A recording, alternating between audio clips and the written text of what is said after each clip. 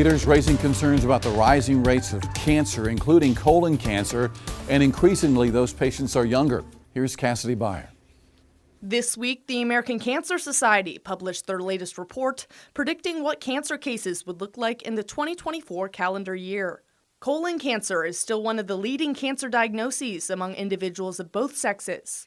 And the American Cancer Society estimates almost 2,600 people in our state will be diagnosed with the disease this year.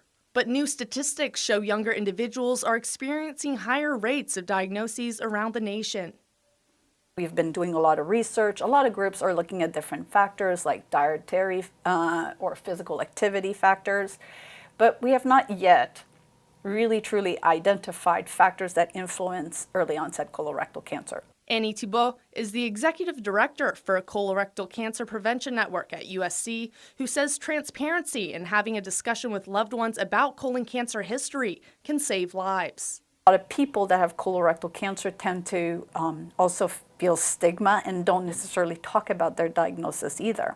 Understanding your family history plays a huge key in understanding early onset colorectal cancer. However, family history is only one possible determining factor. Some of the things that we are seeing in South Carolina through the Colorectal Cancer Prevention Network is that people who are low income and uninsured tend to have a greater incidence of advanced adenomas. Adenomas are how colon cancer starts. If not found, it can grow and become cancerous. Signs of colon cancer include a change in bowel habits, such as frequent diarrhea or constipation, rectal bleeding or blood in the stool, ongoing discomfort in the belly area, such as cramps, gas, or pain, and a feeling that the bowel doesn't empty all the way during a bowel movement.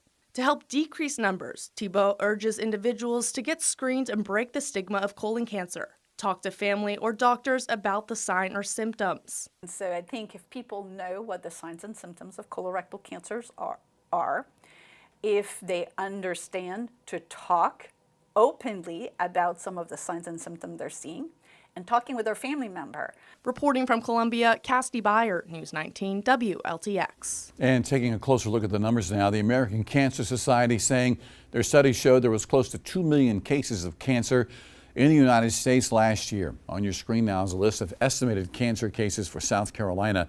Breast cancer, an estimated 5,430 cases last year alone, with 4,600 cases of lung cancer. Doctors say both colon and breast cancer are on the rise in people under the age of 50.